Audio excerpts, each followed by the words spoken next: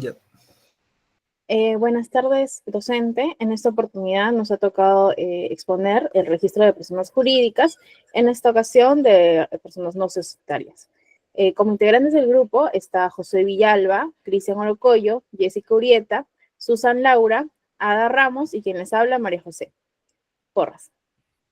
A continuación le doy el pase a mi compañera Jessica. Bien. Les voy a mencionar sobre los objetivos, que básicamente es uno, estudiar el reglamento de inscripciones del registro de personas jurídicas, que en realidad es crucial, ¿no? Porque establece las reglas y procedimientos para la inscripción de diversos actos relacionados con las personas jurídicas. Como punto número 2, podríamos mencionar que este reglamento necesariamente va a garantizar, ¿no?, que la seguridad jurídica y la transparencia en la constitución y funcionamiento de estas entidades, ¿no? También, obviamente, pretendiendo que terceros puedan conocer con certeza la situación legal de las personas jurídicas. Doy pase a mi siguiente compañero. Bueno, ahora vamos a hablar acerca del reglamento, básicamente, pero antes de ello tenemos que tener una pequeña introducción de personas jurídicas, que básicamente, como lo decíamos al principio, vamos a hablar de las personas jurídicas sin fines de lucro, las cuales cumplen un rol fundamental en la organización de nuestra sociedad, porque promueven distintos fines, tanto pueden ser culturales, educativos, asistenciales, comunitarios, pero hay algo que tenemos que tener en cuenta. El tema de que para su validez jurídica y reconocimiento público deben seguir una serie de actos registrales precisamente regulados en el Reglamento de Inscripciones de Registro de Personas Jurídicas, realizado por la SUNARP. Siguiente diapositiva, por favor. Bueno, lo que decíamos al principio, ¿verdad? El reglamento solo se aplica a personas jurídicas no societarias y que hayan sido constituidas mediante escritura pública o documento privado legalizado, y quedan excluidas sociedades evidentemente con fines de lucro, que pueden ser bien las CIRL, las sociedades mercantiles, entre otras entidades que están regulados por otro tipo de normas. También en el reglamento se nos habla de otro punto, que son los principios registrales fundamentales, que podríamos mencionar tres principios, que son la fe registral, o bueno, perdón, la fe pública registral. Esta nos habla de que lo que se inscribe se presume veraz y válido frente a terceros. También el tema de la especialidad. Cada asiento debe ser preciso y no se permiten inscripciones genéricas, y también el título meritorio y acto previo. Que, bueno, básicamente nos dice que se requiere siempre un documento válido que respalde el acto de inscribir. Y bueno, también tenemos básicamente la estructura de todo el reglamento, que en lugar de estar explicando título por título, de manera general podríamos decir que se da con 17 títulos, hablando del primero al quinto, que son básicamente normas generales sobre competencia, actos inscribibles, en los requisitos y contenidos que deben tener los asientos. Del título 6 al 10 nos habla de manera general los actos centrales como la constitución, la modificación, el nombramiento de órganos también. Tenemos el título 11 al 17, que nos hablan acerca de los aspectos como la disolución, la reorganización, entidades extranjeras y más. Y bueno, como último punto tenemos el ciclo de vida registral y actos clave. Bueno, entre todos los actos que tenemos, vamos a hablar acerca de tres actos fundamentales, que se dan básicamente para la existencia y operatividad de estas entidades, que son los que vamos a analizar más adelante a lo largo de esta exposición. Tenemos el acto constitutivo, que, bueno, marca el nacimiento de la entidad, inscribiendo su nombre, domicilio, fines, estatutos y primer órgano de gobierno. También tenemos el tema de la modificación del estatuto, que permite ajustar la estructura o el objeto social y debe ser aprobada válidamente y luego inscrita para que recién surta efectos. Y tenemos por último el nombramiento de órganos, que básicamente se inscriben los cargos, atribuciones y periodos de quienes dirigen la entidad. Que bueno, más adelante en esta exposición vamos a ver exactamente en qué consiste cada uno de estos, cómo se van inscribiendo, y el tema de qué opina acerca de esto el Tribunal Registral por medio de sus jurisprudencias. Le doy el paso al siguiente compañera. Bien, yo les voy a hablar acerca del acto constitutivo de la persona jurídica. Este se encuentra, ¿no?, alojado, ubicado en el título 2 de actos inscriptibles y actos no susceptibles de inscripción, en el capítulo 1 de actos inscriptibles, ¿no? Artículo 2, de conformidad con las normas de este reglamento y de naturaleza que corresponda a cada persona jurídica. Bueno, se dice que son el acto constitutivo que está en el numeral A de una persona jurídica, su estatuto y sus modificaciones. En base a ello, existen también el reconocimiento de la persona jurídica, el establecimiento de sus sucursales y todo acto inscriptible vinculado a esta. Como punto D, tenemos el nombramiento de los integrantes de los órganos, de las liquidaciones y los representantes y apoderados. En el punto E, la fusión, excisión y transformación y otras formas de reformación. En el punto F, la disolución, los acuerdos y las liquidadores. En el punto G, la resolución judiciales y laudos arbitrales, referidos a la validez del acto constitutivo. Bueno, en general, en el punto H nos menciona que los actos, ¿no?, o contratos que van a modificar el contenido de los asientos registrales o cuyo registro van a que prevean, ¿no?, las disposiciones legales. Pero nos hacemos la pregunta, ¿dónde ocurre, ¿no?, esta inscripción en sí, justamente en el punto A del acto constitutivo de persona jurídica? Entonces nos vamos en el mismo reglamento de inscripciones del registro, en el artículo 21, donde nos va a mencionar que dice el título 6, para ubicarlo mejor, en inscripción de acto constitutivo, artículo 21, documento que da mérito a la inscripción del acto constitutivo, nos menciona lo siguiente. La inscripción de acto constitutivo se efectúa en mérito a la escritura pública y a los documentos previstos en las normas especiales que estas van a regular, ¿no es cierto?, la perspectiva de la persona jurídica. Entonces, los actos vienen a ser, ¿qué cosa, no? Es la inscripción en mérito de la escritura pública, ¿no?, que van a estar previstos, ¿no?, tanto en normas especiales, que estas van a hacer y van a cumplir la función de regular a la perspectiva de la persona jurídica. Doy pase al siguiente compañero.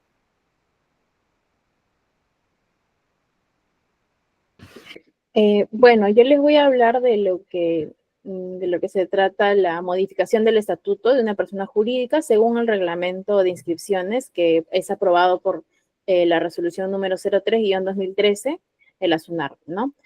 Para conceptualizar un poco qué es una modificación de estatuto, se trata de un cambio parcial o total de estatuto de una persona jurídica que ya se encuentre inscrita. Quiere decir que primero se va a necesitar que haya una previa inscripción para que exista esta modificación de estatuto, ¿no? Para que esta modificación tenga validez frente a terceros, debe inscribirse primero en registros públicos. Y este proceso va a requerir un acuerdo formal del órgano competente, ya sea la asamblea o la junta, dependiendo de esta entidad, ¿no? Vamos a hacer un pequeño ejemplo de una asociación vecinal en la cual va a querer ampliar sus fines sociales para incluir actividades deportivas, ¿no? Y esto va a requerir que haya una modificación de estatuto, ¿no? Y seguir el procedimiento registral correspondiente. ¿Cuáles serían entonces los requisitos claves para esta inscripción de modificación? Serían 3. El acuerdo del órgano competente, asamblea o junta, que tienen que estar, tiene que haber una mayoría para que estos acuerdos se puedan inscribir, ¿no? Por ejemplo, tenemos una ONG en la cual la asamblea se va a reunir y va a aprobar por mayoría absoluta modificar el artículo sobre aportes de socios. Por escritura pública, este acuerdo debe ser elevado ante un notario para que tenga un mérito suficiente de inscripción. También tiene que haber un texto claro de los artículos modificados. O sea, se tiene que especificar qué artículo o qué estatuto, qué parte del estatuto se ha modificado y escribirla y indicarla por qué, ¿no? Se va a tener que adjuntar un documento que indica cómo quedará exactamente el nuevo artículo del estatuto con la redacción precisa. Para los principios registrales involucrados vamos a tener la legalidad, el tracto sucesivo, la publicidad y la rogación, ¿no? La legalidad es que todo tiene que estar dentro del marco de la ley. Dentro del tracto sucesivo, se tiene que solicitar la inscripción a quienes figuran como representantes vigentes en la SUNAR. Y publicidad, bueno, ya sabemos que esto es lo esencial, porque todos tenemos derecho a acceder a esta información, ¿no? Una vez inscrita la modificación, cualquier ciudadano va a poder consultar este acto en el registro. Y rogación en que, por ejemplo, la SUNAT puede no actuar de oficio y la inscripción debe ser solicitada por los interesados o a pedido de la parte, como se dice, ¿no? Y vamos a mencionar algunos errores comunes de las modificaciones de los estatutos, que son bastante frecuentes y ocasionan observaciones, incluso la tacha del título, ¿no? La falta del quórum o la mayoría, que es una de las más vistas en estos casos, ¿no? Ya que la asamblea a veces no toma en consideración la totalidad o la mayoría de los socios presentes, ¿no? Y el estatuto te va a exigir que sea un 50% más uno. Además, otro de los errores comunes sería que no se adjunte el texto del estatuto modificado. O sea, se va a presentar el acta, pero no se va a especificar cómo quedará redactado el artículo que sea modificado, ¿no? Y por último tenemos omisión de publicidad exigida. En algunos casos, como por ejemplo las cooperativas o los sindicatos, es obligatorio publicar la modificación en el diario oficial y al no hacerlo, esto va a invalidar el procedimiento, ¿no? Bueno, modificar un estatuto no es un trámite menor, sino es un acto jurídico que va a requerir cumplir con reglas claras, tanto internas como registrales. Si no se sigue este procedimiento correctamente, la modificación no podrá inscribirse y no tendrá validez frente a terceros. Por eso es fundamental respetar los requisitos, cuidar la forma, evitar errores frecuentes que podrían frustrar todo este procedimiento. Le doy el paso a mi siguiente compañero.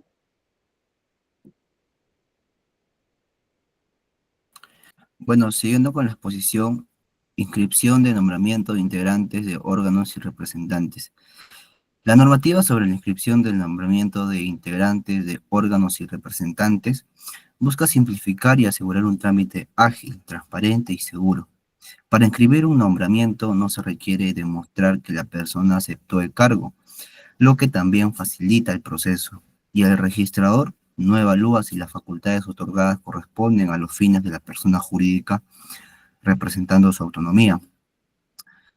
Ahora, cuando un poder está ligado a un cargo, termina al cesar en este, salvo excepción, lo que quiere decir de que eh,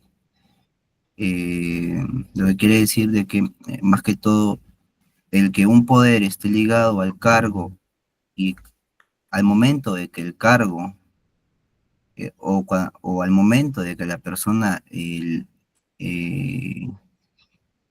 lo quiten del cargo o sufra de una remoción, por así decirlo, las autorizaciones o los permisos que haya obtenido por tener el cargo desaparecen.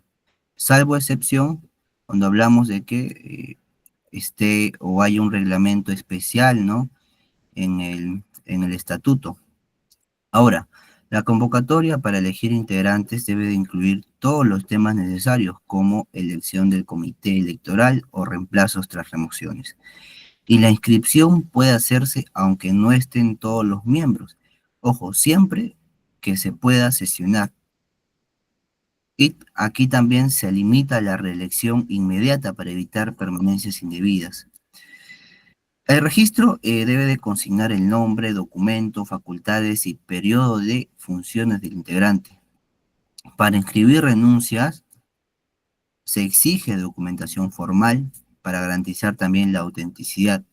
Y finalmente también el periodo de funciones se rige por la ley o estatuto y una vez vencido el órgano solo puede convocar a asamblea para renovar el, el órgano, ¿no? Como tal, evitando la continuidad ilegal como anteriormente se mencionó.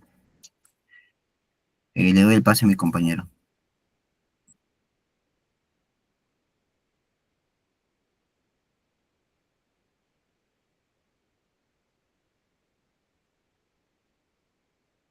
Estás con el audio apagado, compañero.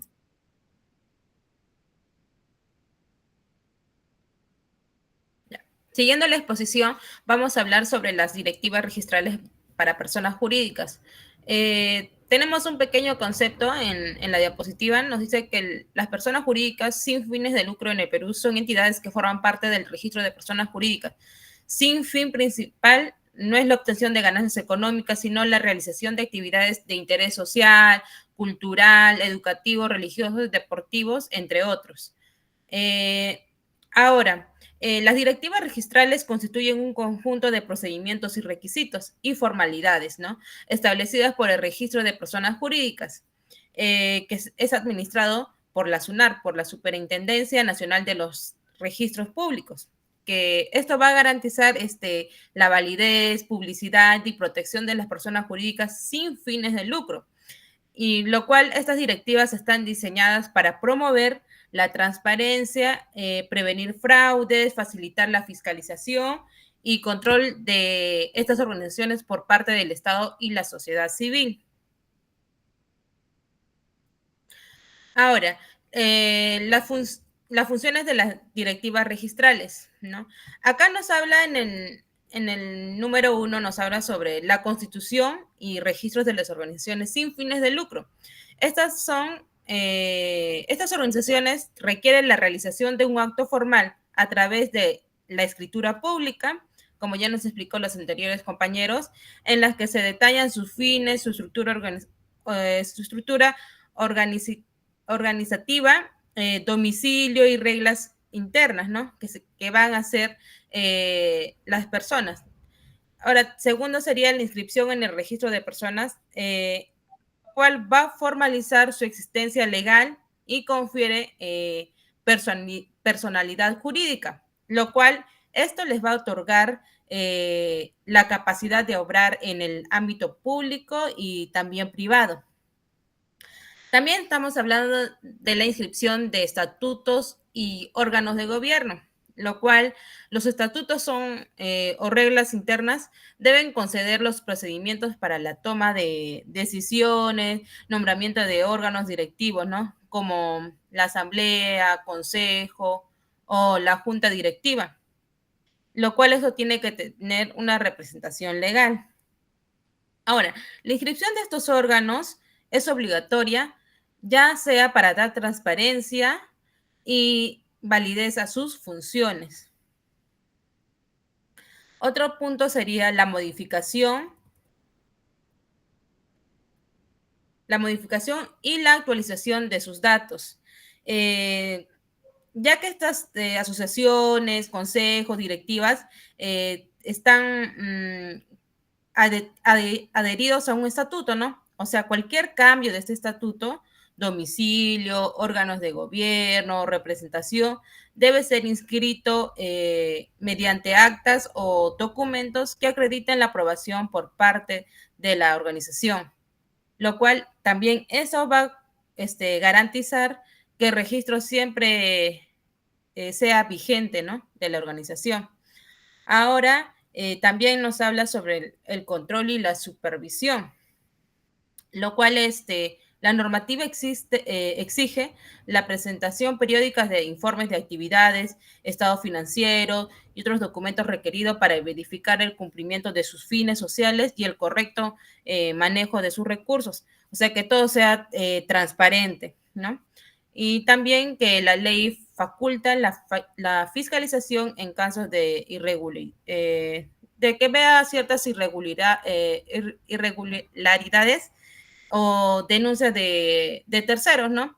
Que pueden tal vez presenciar un acto de fraudulento, ¿no? También la extinción y liquidación.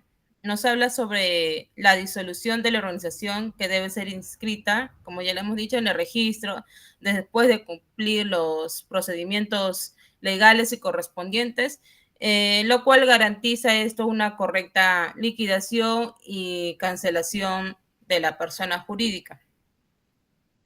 En sí, la importancia de las directivas registrales son esenciales, como ya le hemos dicho, para legalizar y formalizar la existencia de la persona jurídica sin fines de lucro, otorgándoles una capacidad jurídica para actuar en nombre propio. También protege los derechos de terceros y donantes, ¿no?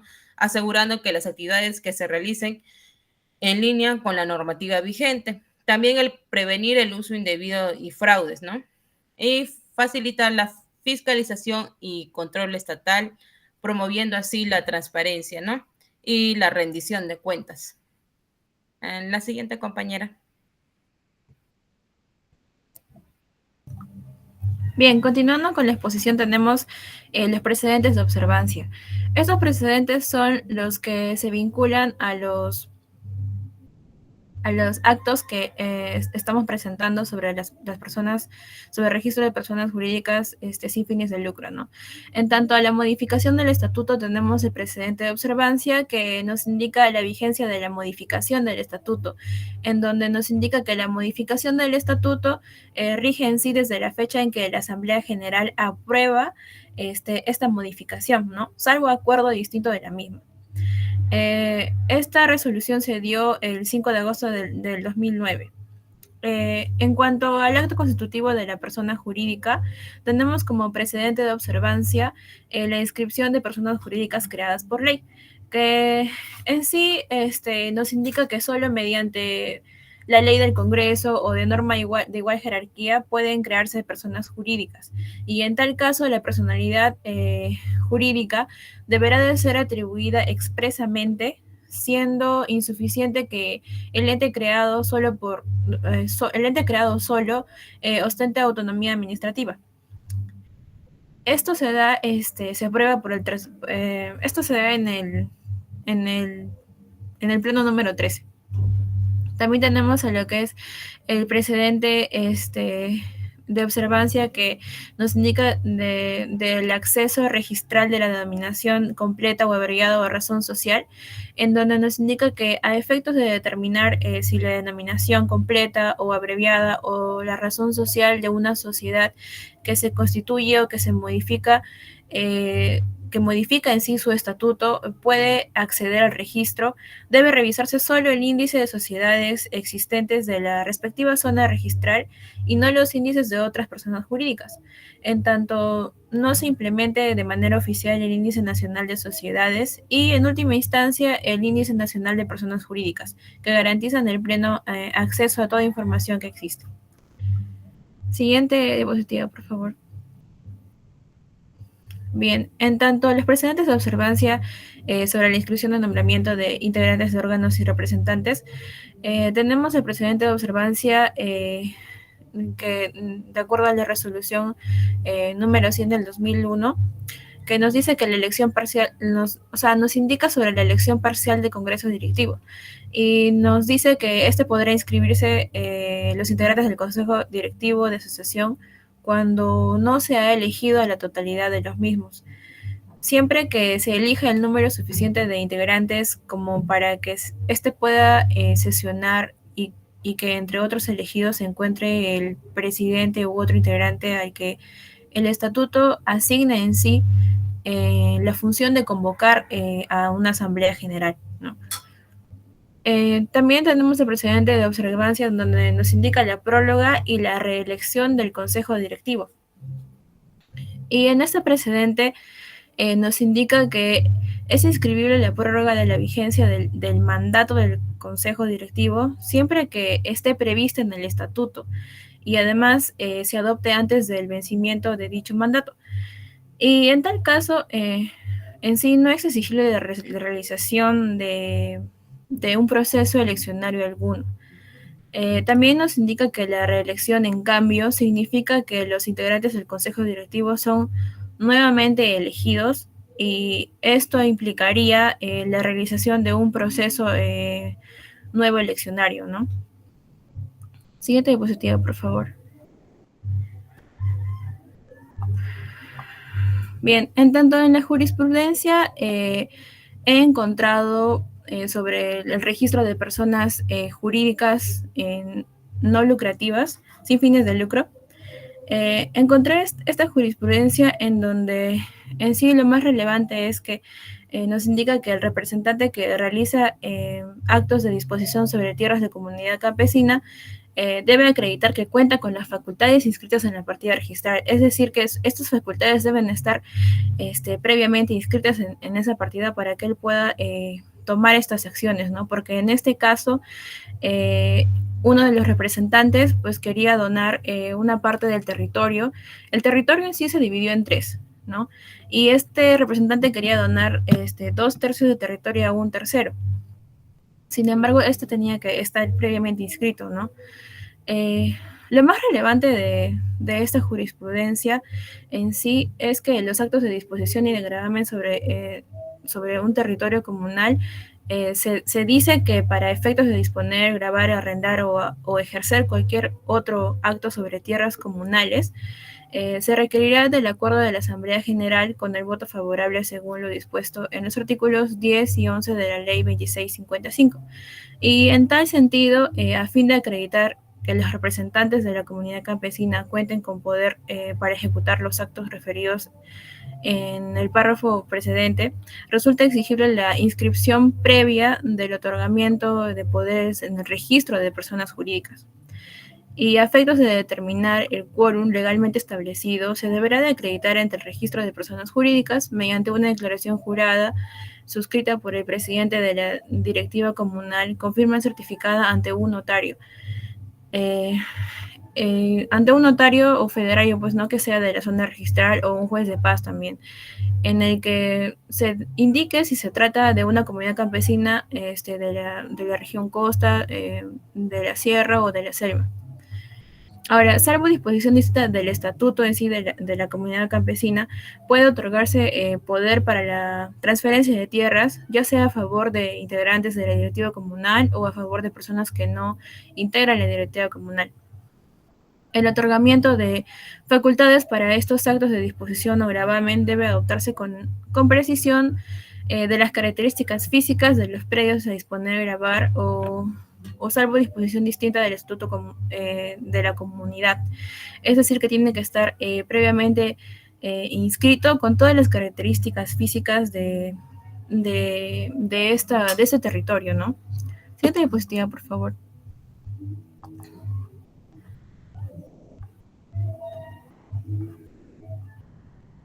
Bien, y como conclusión tenemos que estos artículos forman un sistema integral para la inscripción de órganos y representantes de personas jurídicas. Además de esto, regulan los requisitos mínimos, ¿no? La flexibilidad en situaciones prácticas, el manejo formal de renuncias, hasta que el control del periodo de vigencia de los cargos, ¿no? La importancia del registro de personas jurídicas busca la protección mediante la seguridad jurídica y la publicidad registral que se le otorgue mediante la inscripción. Por todo lo antes mencionado, es que es necesaria la inscripción de sociedades en nuestro país para poder fomentar, ¿no?, la formalización y la cultura registral.